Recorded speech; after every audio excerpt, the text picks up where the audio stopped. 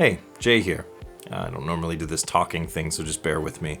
I hope you like the track. I'm going to break it down in just a sec, but I just want to say this video is sponsored by DistroKid. DistroKid is a service that allows you to get all of your music onto streaming platforms like Spotify and Apple Music and that sort of thing. It's been really commonly requested by people who have subscribed to the YouTube channel. I gotta be honest, I was sort of resistant to the idea, in part because I didn't want to deal with the headache of getting it onto all of these different platforms or even figuring out what service to upload all the music through. So when Daniel from DistroKid reached out, actually, it was a perfect opportunity. At first I told him no. I signed up with my own money to DistroKid and just sort of tried it out to make sure it was something that I'd be comfortable with sponsoring.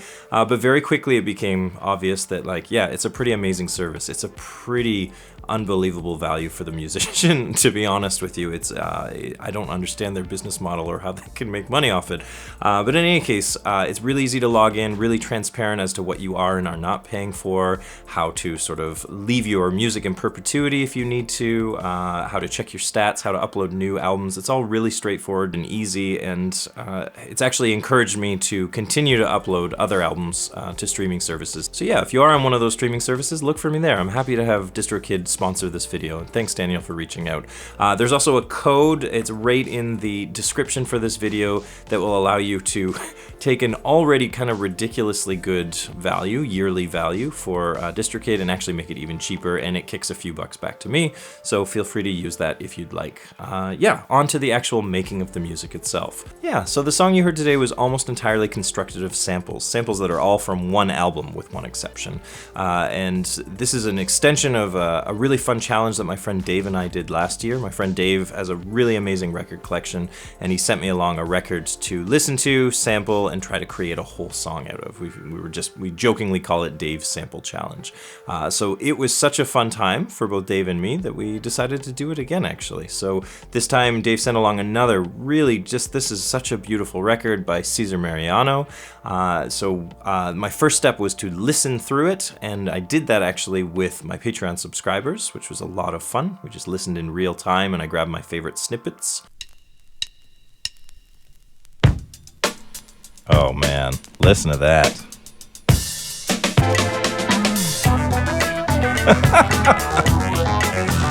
Oh, that's good.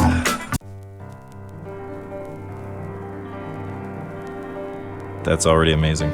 Dave has very good taste.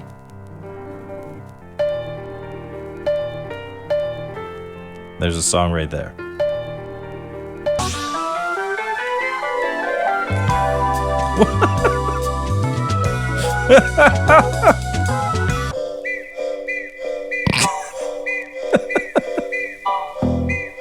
Okay, sure.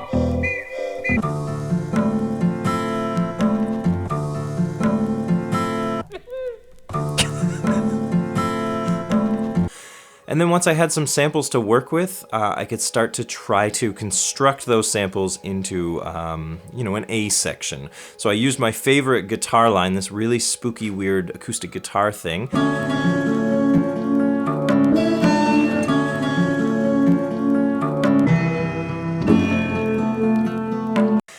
Put the drum break that was on there underneath it.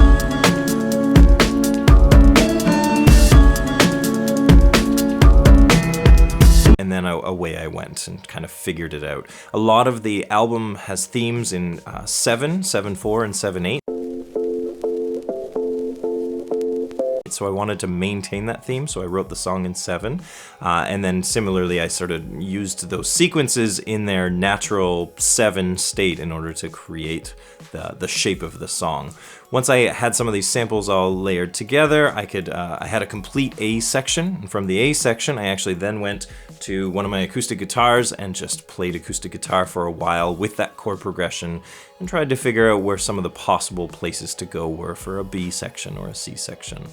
The one wrinkle in the challenge from Dave was that I had to try to include this really awesome wah-wah electric piano sample, which I did eventually. I found a way to include it.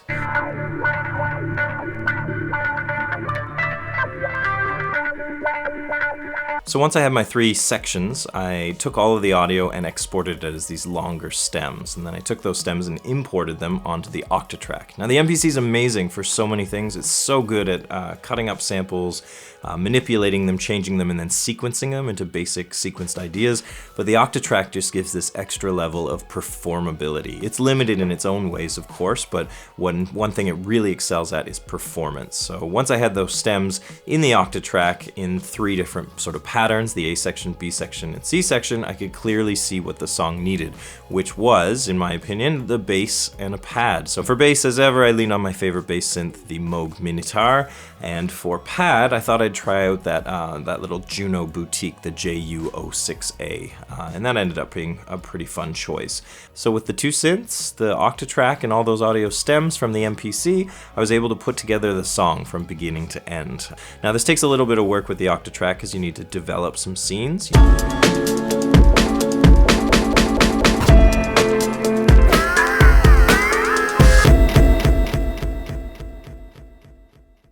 You need to determine where transitions are needed and where some color or flair is needed, but eventually I got there and I'm pretty happy with the final results. So that was a short behind the scenes look at how I build a song all the way from initial samples all the way up to a final product. I hope you liked it. I hope Dave liked it.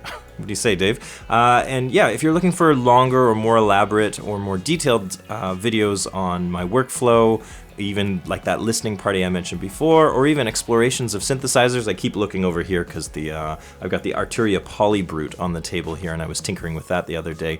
Yeah, I have much longer content of this nature on my Patreon page, so you could consider going there and supporting me that way. Thanks so much to DistroKid. Your service is kind of ridiculously good for the value. Thanks for getting us paid, even if I don't understand how you get paid. And yeah, until I see you again, thanks. Take care.